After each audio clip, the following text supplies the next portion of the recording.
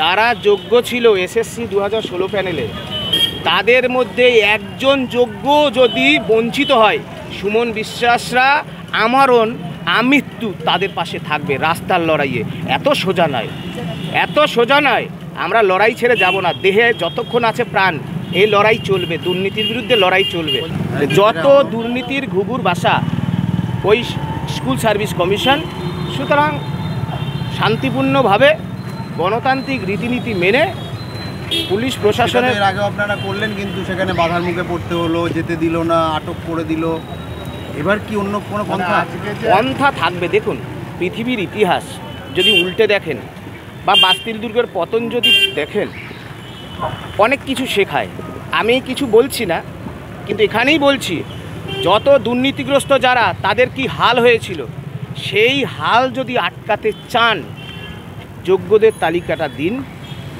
দুর্নীতির বিরুদ্ধে রাজ্য সরকার পদক্ষেপ গ্রহণ করুক, আর এই পরীক্ষা যেটা হচ্ছে স্বচ্ছভাবে হোক।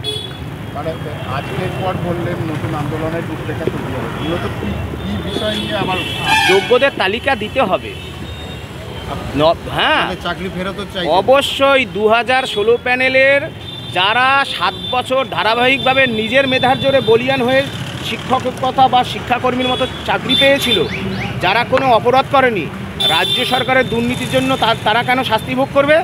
সুতরাং যোগ্যদের তালিকাটা চাই, 16 সালের ওই চাকরি ফেরত চাই, এটা হচ্ছে বক্তব্য। এবং সেই জন্য তো বললাম, পৃথিবীর বিভিন্ন ইতিহাস ঘাটলে দেখা যাবে কোনো দুর্নীতিগ্রস্ত যারা, তাদের কি হাল হয়েছিল, মুয়াম্মার গাদ্দাফি কি হাল হয়েছিল, বাস্তিল দুর্গের কি অবস্থা হয়েছিল। সুতরাং সেই অভিজ্ঞতা থেকে শিক্ষা যেন নেয় রাজ্য সরকার, এটুকুই আজকের দিনে আমাদের ফেরত যে সুপ্রিম কোর্টে যাবে। সুপ্রিম কোর্টে যাব, যেহেতু এই 7টা দিন একটু সময় পাওয়া গেছিল, আজকের দিনের পরই আপনারা জানতে পারবেন। সুপ্রিম কোর্ট ইতিমধ্যেই হয়েছে, তো আপনারা জানলেই জানতে পারবেন। এগুলো ক্রমশ প্রকাশ্য, এগুলো আসতেই পারে। ভারতবর্ষের একটি অঙ্গরাজ্যের নাম পশ্চিমবঙ্গ।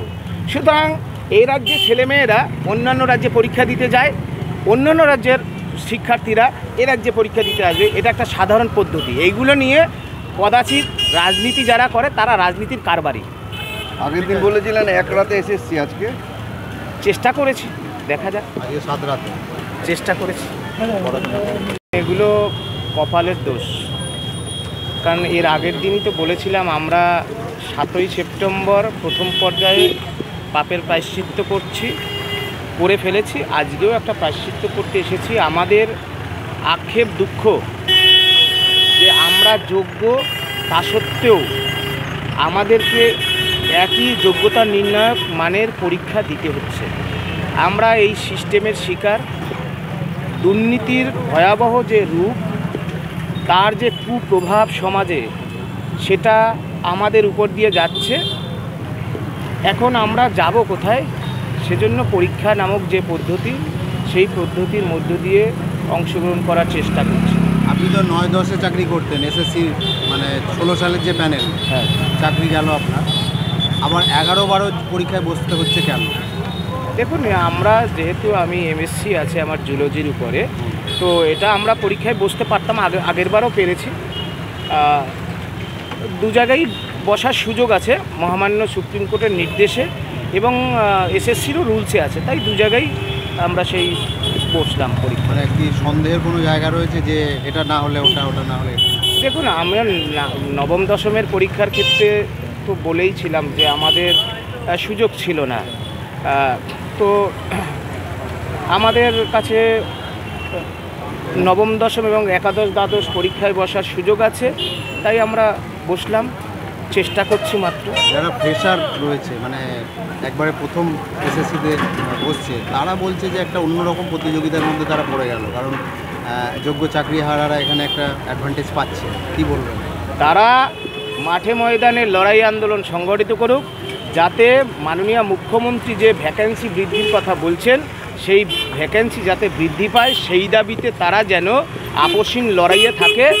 আমরা যেভাবে দুর্নীতির শিকার হয়েছি, তারা যেন সতর্ক থাকেন, দুর্নীতির বিরুদ্ধে প্রথম দিন থেকে আগাগোড়া লড়াইয়ে যেন তারা মাঠে ময়দানে কোর্টের লড়াইয়েও থাকেন। আপনি বলছিলেন এর আগের দিনে সুপ্রিম কোর্টে যাবেন, মানে পরীক্ষা দিয়ে যেমন পরীক্ষা যেমন দিচ্ছেন পাশাপাশি লড়াই